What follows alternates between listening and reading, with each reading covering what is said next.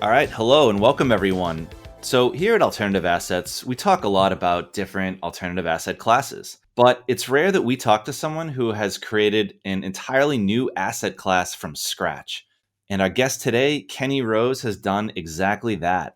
Kenny is the founder and CEO of FranShares. It's a company that lets everyday investors buy fractional shares of franchise businesses.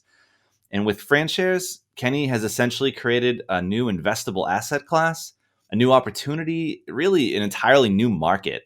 I'm super excited to speak with him about all of this today. So, welcome, Kenny. Hey, thank you so much for having me on. I'm really excited to chat with you. All right, so let's get started. But before we talk about FranShares, before we talk about any of that, I have a question that's far more important. And Okay. you may know where I'm going with this, but the question is, you were on The Price is Right? Is that correct? Oh, you do your research. Yes, I was. Can you tell us a little bit about that? That's super cool. Oh, yeah. It was honestly just a lifelong dream come true and then turned into a horrible nightmare at the same time. So I went there with a group of guys from college. I went to San Diego State, so it's a quick drive up to LA. We sit in the audience, they interview everyone before you go up there. And I'd actually tried out there multiple times before. I went with another student organization group, and the girl next to me was a flamingo dancer, so I kind of assumed she'd get picked, and I was right there. So went there with my own friends, got to go up, super excited, but I didn't get to go until like one of the last people to get called up, and I had to bid first. Managed to get it because everyone else went over, and then totally lost my game. I won an $800 desk and then lost the game. And then I go to spin the wheel. I have to spin first, and I spin a 45, which is just Oh man. so I spin again and hit another 45. Get to the showcase showdown. I'm flabbergasted. It's a dream come true. I'm going to the showcase showdown. Unreal. And then as I get up there, I start chatting with the other contestant, like while we're in between cuts and stuff. And I said, "Oh, so are you the trip guy or the card guy?" He said, "I just drove here from New York in my old car and it is completely destroyed. I need a car." And I'm like, "Well, I guess that blows my dream then." So then the first one comes up and it's like a ski trip to Canada with like fur coats and skis and snowboards and snowmobiles, just a coup de grace of things I don't know how to price. So I throw my bid in. Then the other guy gets his thing. It's like brand new TV, a convertible sports car, all this great stuff. And then he's like going to bid, and all of his friends are telling him 30, 30. He motioned, "I'm go a little under." He did like 29.5, and it Uh-huh. was 29.9. So if he listened to his friends, he would have gone over. Oh, Yeah, and I was like, "Oh my god, that was just extra knife in the wound." oh man. How'd you do on yours? You do all right? Oh no, it wasn't pretty. That was probably like 7 grand off. Oh, that's amazing. What a great story though. So all right, so no showcase showdown winner, but you had a great time and you still win stuff even if you don't you win the showcase showdown, right? I mean you walked home with something, right? I think they give everyone something if you like lose everything, but I won the initial bid for it was a $800 desk. But my rule of thumb for game shows is always take the cash. It's a sucker's bet to take anything they give you. Cool. Well, you got a great story. That's what matters, man. That's super There we cool. go. Life memories. It's hard to watch the prices right now, though. All right, now let's talk FranShares. So I want to know, what spurred you to start FranShares? The first time I heard of FranShares, I had two thoughts. Number one, well, this is super cool. This is amazing. And number two, how has this actually not been done before? And I looked into it and I'm like, wow, it hasn't. I'm like, this guy Kenny, he's onto something. Like, really look forward to chatting with him. Tell us about your story because you have franchising in your background, in your history. Is that correct? Yeah, yeah. Well, actually, originally I was in finance. I was an advisor at Merrill Lynch, and this is back when Greece's economy started spinning out of control. And even though it doesn't really affect our economy, the headlines of it still affect your portfolio. So my introduction to the finance world was, hey, you know what? Tweets and headlines can just destroy your net worth anyway. And so I was like, between that and robo advisors, I'm going to see what else is out there. And I got introduced to the world of franchising through a friend and was basically told or introduced to a couple of franchise brokers. Now, most people have never heard of a franchise broker, but it's basically like being a realtor for the world of franchising. So I'd help executives who were trying to get out of the corporate world, want a little predictability, but start their own business. Or sometimes they just wanted a great investment on the side. So I started off doing business development for them and eventually took over the LA area for them. And then eventually decided, hey, I know this industry very well. It's time to go start my own. And so I created my first company. It's a brokerage called Semfia. And Semfia really specialized in what are called semi-absentee franchises. So you think about a company like Supercuts. When you walk in, the owner's never there. They have a manager, and the owner probably has a full-time job, and they just manage a manager. So I specialized in that, and big emphasis on educational content. Because when most people hear franchising, they go straight to McDonald's, Subway, Arby's, right? Yeah. and honestly, I tend to avoid fast food because it's the highest startup costs, the thinnest Mhm. margins, and the most competition. And when you're like, oh, I should go start up a safe business, that's none of the things you want to hear for it. Yeah, because people absolutely just think of, Chick-fil-A has some success stories around franchising and McDonald's is the most famous, but it sounds like just from an economic standpoint, it's actually probably one of the worst types of businesses you can own, or at least franchise. Well, I mean, it does very well for the top tier food franchises. Like, having the brand name recognition, like that's what a lot of people equate franchising to, is just that part. But a lot of it's also just business systems in place and that go to market strategy. Franchising is a good way of skipping the first 5 or 10 years of figuring out business ownership. And so they franchise everything. The guy who introduced me to franchising was the CEO of a company that coaches CEOs, but never told me it was a franchise until that conversation. And that was my instant like, whoa, I apparently didn't know all this. But everything from commercial cleaning, window washing, they have custom tailored suit franchises, they have trash franchises. I mean, pretty much any business can be and has been franchised. That's something that a lot of people, I would assume a lot of people don't know. I didn't realize just how big franchising is until kind of like researching before this podcast. And there's so many service businesses that are franchised. You wouldn't even think about it. You think, yeah, it's mostly food and that sort of thing. But yeah, it sounds like there's a lot of just kind of quote unquote boring businesses, HVAC or cleaning or dry cleaning or laundromats and stuff like that. Is that fair to say? Oh yeah, a ton of them. I call them the unsexy businesses. And whenever I was in the brokerage side, I'd always ask them, "Does it have to be a sexy business?" And they usually say, "Oh no, no, no." I'm like, "I'll test you on that. Like, they have franchises for everything. I can make you uncomfortable with, with the different types of franchises out there." I mean, Adam and Eve is a franchise. You ever talk to the client about, "Hey, you want to buy a sex shop?" That's a new one. Wow. Yeah, so putting all this educational content out there was just important to me because, like, they know about franchising, they don't know much about it. And so, because I was pushing that out, I became the number one writer worldwide on Quora for franchising. Managed to get into ABC, Forbes, and actually, about 2 months ago, I had a whole Business Insider article on me. So, literally, without any ad spend, I had a market reach of 300 million people. So, people want to know about franchising. So that was part of this, like, hey, you know what? People are interested in it. They're always looking for new investments, but it's really unobtainable for most people. They have, six-figure cash requirements. You got to have time to manage a manager or go run it full time, and you got to have the right skill set. So then I thought, why can't you own franchises like you do shares of stocks in the market? And I've been watching the fractional investing community grow. This has only been legal for the last 5 years or so. Right. And really, when it became legal through the Jobs Act, real estate was the first thing people thought of Oh yeah. because it's the most commonly known alternative asset. 100%. Yeah, and so that area just absolutely flourished. So now you've got things like Collectible, Otis, Masterworks for art, VinoVest for wine. And my problem with all these new ones is that they don't actually give you any income.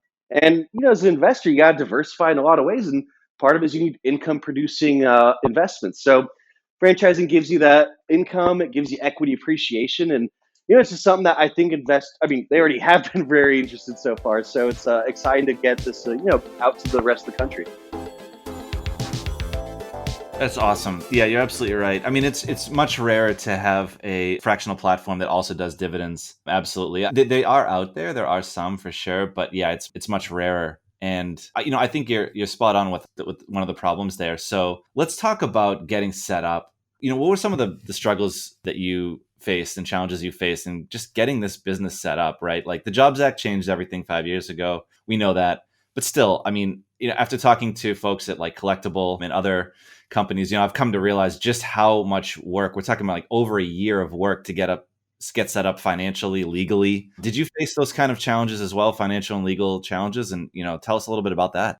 I've had some great advisors since I started this. I got to give a shout out to Cody Barbo with Trust and Will. It's basically TurboTax for Trust and Wills. And he's done amazing things to that company. They just finished their Series B at the end of last year for an extra 15 million. And so when I was getting ready to go with FranShares, I've been chatting with him for years about this idea. And so, okay, you need to go talk to my lawyers at DLA Piper, which is one of the largest law firms in the country. And so, they were able to help me out from the ground up and really work with me. Being a founder, they wanted to help me in that regard. And so I got set up legally the best structure possible. And then financially, I started reaching out to my network and angel investors, VCs. And honestly, I got a lot of the same questions that you asked before. Why has no one done this? Again, people typically think about the food industry when it comes to franchising, and those are really tight margins. So if you're looking at fractionalizing an investment and then you start evaluating all these, like, the war for penny franchises, you're like, oh, that's a really tough thing to, split amongst a bunch of people. But then you look at these service businesses that require no inventory, and a lot of them don't even need a storefront. And so you have much higher margins by working on these service franchises with fewer employees, and they're easier to manage. And so you really need someone who has a franchise insight like I do, and at the same time, have to be young enough and have a good enough like background in finance to know that you could take it in this direction. I'm probably the world's expert in franchising under 40. I used to say under 30, but I finally passed that marker. But yeah, so I think it's good timing in the market, and I was just the right person to do it. Which is, especially getting funding. I think that was something that all my investors really saw, was just I was the guy to do it. I mean, the best investors, they say, "Don't give me the deck. Let's hop on a call or hop on a Zoom." They just want to get to know you, and they're like, "Who are you? Why should I trust you with my money?" Your background's perfect for this, especially The Price is Right, of course. I think that you're also riding the coattails of two huge trends at the moment. One is the fractionalize everything trend, right, which we're seeing. We cover alternative assets like, tremendously. And then the other is, the unsexy businesses trend, so to speak. They're getting sexier, and people are looking for yield in different new places. This is just the fusion of those two ideas. Oh, yeah. And honestly, I think it's the beginning of a longer trend where, franchising is not seen as sexy right now. I think it's going to have a massive comeback in the future because, over the last 20 years, it's been all about startup culture and startup life and software businesses. But nowadays, it's, for one, most software things have been done. Like, there'll always be new ideas, but it's not the Wild West anymore where you can just kind of throw anything up there. But also, it's that startup cultures become very toxic in a lot of companies. And this is coming out more and more in the news lately. And so a lot of people are saying, I want to be entrepreneurial, but I just want to have a fun company and like talk to people and like make a good income. And so what I see in the future is in the tech world, like tech sales, especially once you're like 35, 40, you're kind of aged out of the industry. So I see in the future, you're going to have great flux of salespeople who are used to making good six-figure incomes, who are entrepreneurial, maybe don't have an idea of their own, is literally a perfect franchisee for so many concepts. And so I think there'll be a huge wave of people who say, like, yeah, I don't want to deal with that horrible tech culture. I just want to own a great local company, make a good income. So I think we'll be seeing a big transition to, rising tide for franchising. I agree. I think it's awesome, man. So what I would love to do is understand a little bit about the mechanics of how it works. With other fractional platforms, the most common way that companies do this is with each investable asset, they basically create an LLC for each asset and then sell shares of that asset. Is that similar to FranShares' approach? And if not, can you kind of take us through how a franchise gets fractionalized? Yeah. So we're actually, especially to make it more affordable while also being diversified, we're putting a whole portfolio together that you'd be able to invest in. And so instead of like, hey, we're going to buy one single location, it's, a portfolio of 50 to 100 locations. And so you can be diversified both across different geographies, across different industries, and just a lot of verticals here. So you'll be able to invest in things like healthcare, auto, and fitness. And especially in the long term, I want these portfolios to be more on the local level. So I'm based in Chicago. And I gotta say, there's something special about walking around town and being like, oh yeah, I own part of that place, own part of that place, get my oil changed at that place I own. And so it's investing in your community as I see something a huge advantage. So to bring it back to your question, it's one entire vehicle that'll be carrying a bunch of different franchises. To be clear though, do investors they have to spread the risk across different investment vehicles, or they can choose to, or how much control does the investor have over what they're investing in? Are they investing in themes? Are they investing in the entire, bucket as a whole? How does that work? So in the short term, it's more of you get like a mutual fund of franchises. And so you invest in the portfolio as a whole. Down the road, especially as we scale up more, we're going to do thematic ones. We'll do even like specific lines. And especially, because people create new businesses and they want to franchise it.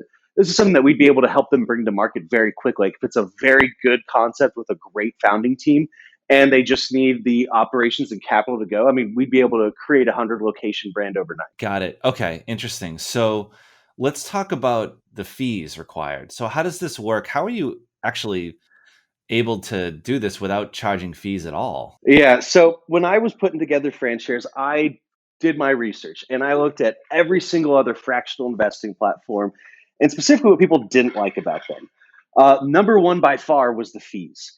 And so I looked into it, and a lot of companies don't always own the assets that they're listing on there. They're more just brokers for people. So I looked at it and I said, well, how can I get rid of the fees? How can I do something? I want to be an asset of the people, really. And so we make money in three different ways. The first is actually a reflection of my background in the brokerage industry because we actually get a brokerage fee from the franchise themselves, not our investors, for the portfolio. So if you think of it like if you were a realtor and you bought a bunch of investment properties and it came from the investment as a commission, that's what we do. The second way is that we actually supply the working capital for the franchise. So about 80% of the cost is startup funds. Then that last 20% of the investment is working capital. So we buy into the fund with the working capital to partner with our investors. So as the franchises make money, we take 20% of the returns because we own 20% of it. Got it. And then finally, private equity loves franchises. If you have 10 or more locations, they will come scoop them up for you as soon as you make their phone ring. And so we'll have different types of funds. Like ideally, every 5 to 7 years, we'll be selling off the funds. It gets a good cash windfall to all the investors as well as ourselves. But we'll also have ones that are more income focused that we don't plan on selling the funds down the road. So just like you have different goals and investment strategies in the stock market, you'll be able to do with FranShares as well in the franchise market. That's really, really cool. And you see a lot of parallels with that right now with fractional real estate investing. There's all sorts of different approaches you can take, but there's some approaches that allow you to buy into funds that are, very aggressive with, development, but don't have a lot of cash reserves for maintenance and emergencies and stuff like that. And then there's others that play it very safe and are looking for long-term income and dividends and not a lot of flipping opportunities. And so that's really cool that you're able to kind of invest in the theme and the style that you're comfortable with. And yeah, seeing that applied to franchises makes total sense. That's really, really cool. Thank you. I'm excited for everything. And I just kind of thought the golden rule: if you charge fees, you lose. And look at Robinhood. It's the industry's already going that way. And I know that people are going to come. They'll be coming after me. I won't be the only one for franchise investing in the forever, but it's going to be very hard without someone with my background, as well as you can't beat us by undercutting fees. And Diversity Fund's a good example of that. They're in the real estate investing space, and they do the same type of approach. And I found them when I was looking up how to craft my strategy together, and I saw that I wasn't the first to do it. I'm like, great validation. Awesome. Yeah, absolutely. Now you mentioned on the site you talk about 401k eligibility. That's really interesting. Can you tell us a little bit about how that works? Yeah, so there's one way that will work and one way that we're working on. The first is that you're able to use a solo 401k. So something outside of your employer. It's something that you can get from like a Alto IRA or like a checkbook IRA, basically, like self-directed IRA. Just self-directed IRA. Yep. You already are able to invest in different fractional opportunities through that. So we're taking that approach as well. The other is I'm trying to do something that's legally never been done before. So in franchising, actually, like when you do normal franchise ownership, one of the most common ways to fund them is actually through retirement assets. You're able to do a tax-free and penalty-free rollover. to fund your franchise. It's again done every day, plenty of times. And so what we are trying to see if we can combine that with the Regulation A plus, which is the fractional ownership strategy. It's never been done before because it's never been done for franchising. So we're trying to work on it, and we're hoping the SEC will be kind to us. Another one of the themes that you're riding the coattails of, I'm realizing now, is just this idea of kind of buying your next job, right? Or buying your final job, so to speak, if you're getting towards retirement. That's something that we see a lot at flippa.com, is people basically just buying their next income stream. It sounds like this is, really similar and, along those same lines. Super exciting. Can people use an SBA loan to purchase shares of a franchise? They can, but not with the franchise route, because the SBA loan is meant for, like, if it's going to be all of your business. Like, we could do an SBA loan as a portfolio, but as far as like if you're going to go out and buy your own franchise, yeah, usually it's you pair a 401k rollover with an SBA loan. That's probably 90% of franchise financing right there. Got it. Okay. Yeah, I thought that might be too good to be true. I was wondering if that was the case. That would be pretty cool, though. It's been an interesting year for all businesses, but especially for franchises. How has the pandemic affected the traditional franchisee corporate relationship, and how has it affected FranShares? There are over 100 different industries and over 4,000 brands of franchises. So I can't really do a sweeping statement on how it's affected everyone because, for some things, like if you have a home services franchise, amazing relationship. Everyone's stuck at home. And so their business has been as good as it's ever been. A lot of the traditional food ones are doing great too because delivery is hotter than ever and people don't always want to cook at home. They want other experiences coming in. But, it really comes down to what the franchisor was like before. Were they supportive before all of this? There's some that are like, for example, Subway is one of those ones that has a huge, huge brand name. But when you look at corporate, there's a lot of demons and skeletons in that closet. Most people think because it's the big name, you're always going to do great, and it's a very cheap franchise. But those things this is what I coach people on for years is that they don't have territory restrictions. So if you've ever seen one where they open up like seemingly across the street from each other, well, that's because they do that because they'll let anyone open anywhere. Because if one fails, they still got twice as much exposure, and one of them is going to be a very profitable one. And so people who had bad relationships before like that got even worse during the pandemic. Good franchisors who were good before the pandemic, they were shifting before. Like, good example is a great up and coming food one I work with, Teriyaki Madness. They'd already invested in technology. Their franchisor, the founder Michael Haith, he'd started Doc Popcorn, which got acquired by Dippin' Dots. He started Maui Wowie Sandwiches, got acquired by private equity. Very experienced, great franchisor. So when he started this, he already had great support for his franchisees. He was investing in the right technology. And so they actually, I think they went up something like 15% year over year for their same store sales. And so like, that's the great example of like some are great relationships like that. Others not so much because when the franchisor wasn't good before, that was a test that shows their true colors. And then as far as for FranShares itself, honestly, my biggest kick in the ass moment was actually in the middle of the pandemic when I read an article, maybe even saw in the news that people were betting on the stock market because there weren't sports. That was like oh my God, how did I not get this going already? Like, I'd probably be a billionaire by now.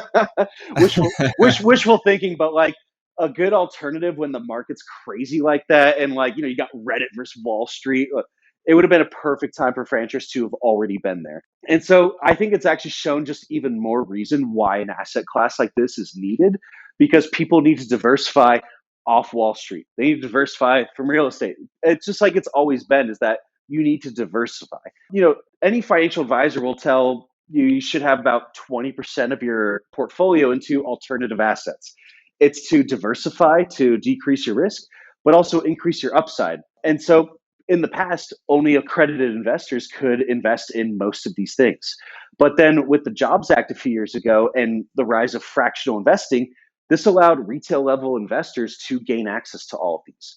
Now that this is an accessible part of your portfolio, I think you're going to see more and more people reach that 20%. And because they need to diversify, like I don't see anyone in the fractional space as a competitor. We're all good friends because people should have a little bit of everything. It's definitely the way it should be. So I think it's nothing but great, and improve the market for franchise. That's such a good point. I look at our landscape with Alternative Assets Club, and I kind of take the same approach. I see us all in this together, right? Like, we may be competing here, we may be competing there, but really we all have a vested interest in growing alts, right? Mm-hmm. And growing especially the fractional opportunities for everyone. So yeah, we are all friends. It's just one big happy family here. I love it. So one thing I wanted to ask about is you talked a lot about the different types of franchise businesses and how some are thriving during the pandemic, services businesses, some of the boring, unsexy stuff like HVAC, I'm assuming, and home services and stuff like that, not to mention food delivery. Mm-hmm. But your investors are investing in the entire pool at this stage, right? So how has that affected which franchises you look to partner with, right? Like, have you been focusing on specific themes? Where are you focused right now in terms of which opportunities you want to bring to the investors? Do you have favorites? Do you have favorite kind of themes? Tell us a little bit about your sourcing.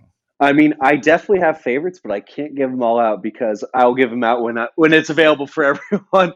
As far as like how my sourcing tends to go, like I've worked with over 500 different franchises over the years, so know a little bit about everything. And so I try and look for things that are not necessarily fad driven, things that are typically needed sources. Whether it's from anything around the home to people got to eat. It's a little bit of everything that's required out there. So I want to look at things that have high margins because their service businesses have a real need in person's day to day lives, and have a really good management team. So like the franchise has a very proven background. And a great thing about franchising that most people don't know is that we're actually regulated by the Federal Trade Commission. So part of that regulation is that every franchise has to file a franchise disclosure document, or FDD. And FDD, it can be hundreds of pages long, but it describes everything about the franchise, from who the leadership team is, how they got started, operations and training. Also included is the full investment cost. So not just like here's a ballpark figure, it's here's a line by line cost and a range because it costs different amounts to open something in New York City versus North Dakota. And even a lot of them are allowed to have earnings claims. And so I want to look at ones that have a good earnings claim. Like that's the one optional part, but I try and make it necessary in what I do because you got to have a good idea of what you're walking into. And so I try and find people who check all these boxes. And it's at the end of the day, it's also a bit of a sniff test. Like, does this make sense? Because Yeah. everyone's got a new business idea. It's like, which one just makes sense? And so that's why I love when I talk to clients about things. They're like, huh, that makes sense. And that's kind of how I Yeah. wanted franchise to be. It's just like, it's just got to be fundamental. It's got to make sense. Well, that makes sense. I like it a lot. Exactly. So it's great that you don't have fees with franchise. Investors don't have fees. That's awesome. And that's definitely where the market's going. Robinhood has paved the way, and basically everyone's kind of copied since then. And it's great for everyone. But you do have a $500 minimum investable purchase amount. Can you tell us a little bit about that minimum and why that exists? So I wanted to make it, first off, more accessible to just about everyone. I mean, we already have family offices and institutional money really interested in investing along with our retail investors. What was funny is I was talking to angel investors getting the start. They said, well, why go for retail? Why not just go with the higher up money? And I said, if you decide to pass on the general market, someone will go after them, and then they'll be known as the fundrise for that industry. So I wanted to make it accessible to everyone. For that one, it's really should you invest with the big dollars, not just as a comparison to. And then also, when things are done on a local level, especially, I want people to be able to invest in their community. I want things that, the guy who might be working in the supercuts is also invested in the supercuts that he works in. And so it's something that is owned by the community and produces money in the community. And it's just really like keeping dollars back home. And then Yeah. as far as like why 500, like couldn't I go lower? It's because these are long-term investments. And, I don't want anyone thinking like, oh, I'll throw them $50 and, if I need to come get it next week, I'll give them a call. We will be offering liquidity through trading, but we do want to make sure that we're able to make sure it's a significant enough amount that people know, hey, this is a long-term investment. We're packing it away for a rainy day. Got it. Okay, cool. Yeah, I love the community aspect. That's a really cool piece here. And once you have the ability to invest in specific, themes in the future, you can really extend that and in a really, really cool way. So I think that's really awesome. What you said about the long term nature of this type of investment, you do have plans in the future to open up, trading windows or, secondary markets, or even something like what, LexShares does, which is basically always on trading, right? Mhm. Is that fair to say? Is that something you're striving towards? Yeah, so I told you the number one complaint I heard from investors was high fees. The number two was illiquidity. So I wanted to look into how do I solve this. And so, talking with a lot of different people, you got to really navigate your way through the industry to see who's up and coming, who's producing what. I came across a company called PPEX, and PPEX is an alternative asset trading platform. And coming out very soon, they're going to be doing regulation A plus trading. So shares, just like any of these other types of fractional companies, will be able to be traded on it. And so that way, it allows investors to get liquidity, not by us, but by trading to other investors. Because that's typically the problem, is that people can't do liquidity because Trevor wanted to sell. That's, well, then we have to go raise more money to be able to pay people out. Versus if it's a trading out on that platform instead, it gives people the option to go get liquidity. Because people are looking for that, I want to give them what they want. And companies like Fundrise, they're going to have to try and walk back 5 to 10 years of people saying, "Oh, I love it, but no liquidity." Right. Versus when we come right out saying that we have no fees and you can trade it, I think it's going to, again, really set us far apart from a lot of these other fractional investments. If you have perfect liquidity in a perfect market, you're essentially the equivalent of like a REIT, right? I mean, you're essentially like what is it? I guess it would be a FIT, a franchise investment trust, right? We've tried that before. The SEO for fit is not that good, so we had. I'm not saying this is a wise idea, but see, that's the thinking, right? Yeah. That sounds really cool. I mean, you're basically your management team that's managing a pool of franchise assets that people can buy and sell and trade as if it were an ETF or a REIT or a publicly traded stock. Yeah. That's that's a compelling vision. The original idea was a franchise REIT, and then it just really built on from there. And I typically refrain from using the term REIT because you're obviously a very savvy investor. A lot of people don't know what a REIT is if they're not that into finance. And so I've just learned to get it out of my vocabulary for now. Yeah, it's definitely one of those terms that people probably understand the concept more than the acronym. Oh, yeah. Well, this is great. Couple final questions for you. What are your plans for 2021? I mean, you had a huge year last year, and this year is off to a great start. What are you thinking for the remainder of this year? Well, we're launching our initial fund. We've got over 1,000 people on our wait list right now, so we're really excited to bring this new asset class to the market. I know everyone's really excited for it. Believe me more than anyone. Shortly after, we work on fund two, fund three, and just keep going from there. So it's the start of a new dynasty, in my opinion. I'm just super excited to get running with it. It's been a long time in the making. It's a lot of prep work coming to fruition. It's like people say, overnight success started 10 years ago. I hear you, man. I think it's coming together beautifully. The big question for everyone's mind is, how open are you right now? How can people invest? You say you're excited more than anyone else, but I'm telling you, I'm up there, man. I'm on the wait list. And I'm excited, but how can people invest with FranShares? Go to the site, join the waitlist. Yep, that's the only way right now. We're still going through registration with the SEC, so when we're able to, you'll be the first to know if you're on that wait list. And we do have to limit the funds because when you do fund like this, you can't just like endlessly take money. You have to have a plan for it. And so, we have our plan out there, and so we want to make sure that we fill that. So the wait list is going to be important down the road, especially as it scales up a lot more. There will be people that have to wait, down the road for another fund to come out. So that's why we're encouraging people to hop on now. A lot of people say like, "Oh yeah, don't worry, we'll invest." I'm like, no, you do have to get on the wait list. I promise you. The eligibility, is this, you don't have to be an accredited investor. Do you have to be a US citizen, or are there international opportunities? Yes, you can invest internationally as well. Another thing that we're trying to work on this, again, we're trying to create a lot of new things that have not been done before, but there's actually a lot of visas that you can get from being an international franchise investor. So we're trying to see if there's a way that we can combine the FranShares model with those visas to create citizenship opportunities. So Wow. we'll let you know on that one. Yeah, because that would be just another game changer. So we're trying to see what boundaries we can push. Because the idea with those visas is that if you're investing to create jobs in the U.S., you should be able to stay here. And so I want Right. to be able to help facilitate that. Well, especially because franchises are so intertwined with the immigrant experience. I mean, so many immigrants come to the United States and start businesses, and many of those are franchises. So that's a running theme that goes back decades, I would imagine.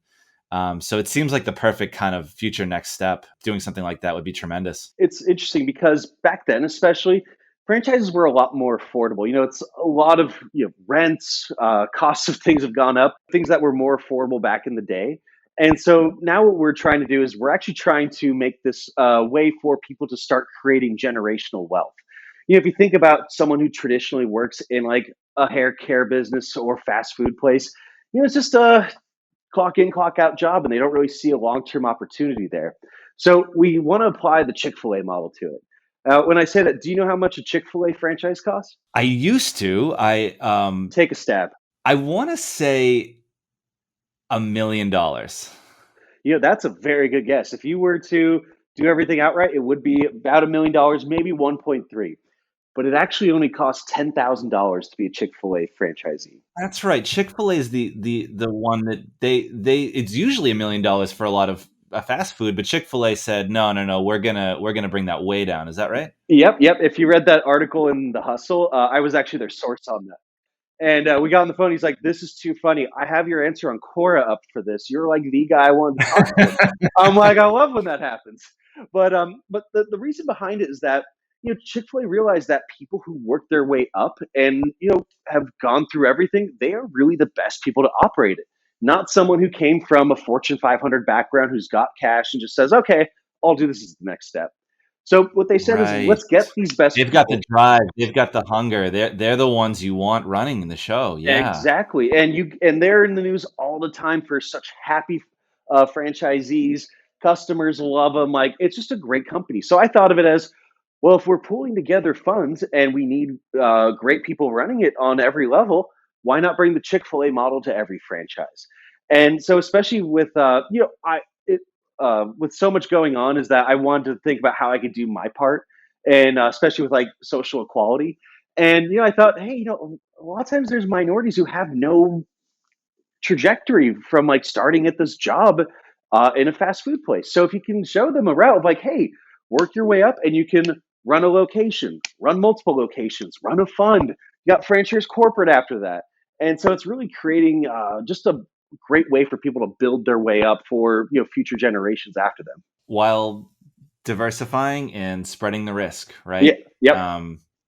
Which is a huge part of it. I love that the Chick-fil-A as a company, I think they're really a fantastic company. They have high values, and what always amazed me about Chick-fil-A was with so much pressure to deliver bottom line results, year after year. The idea that a company of their size would willingly just close one day a week, every Sunday they're closed for the sake of principle and the sake of rest I know. is really compelling and really awesome. There's not a lot of companies that service fast food companies that do that. It is awesome, but after a long Saturday night, I can't tell you how many times I've wanted that Chick-fil-A to be open on Sunday. Yeah. Oh, as a consumer, I absolutely hate it. Don't get me wrong. Yeah. Cool. Well, this is awesome, Kenny. Man, I just want to say thank you for this podcast. You are onto something so special, and the sky's the limit with FranShares. I cannot tell you how excited I am to watch how your company unfolds, and most of all, get to the top of that wait list so I can invest myself. Whatever you can do to help me out after this podcast, that'd be great. Wink, wink. But Kenny, thank you once again. This has been tremendous. We wish you the best of luck, and we hope to check in with you in the future and see how things have unfolded. Thank you so much. It was great chatting with you. I'm looking forward to the next time. All right, take care, bud. Thanks for tuning in. We sure hope you enjoyed this episode. And if you did, please be sure to subscribe and give us a nice review for this podcast. It means a lot. And remember, you can find a transcription of this episode, along with all past issues of our weekly newsletter, at our website, alternativeassets.club. See you next time.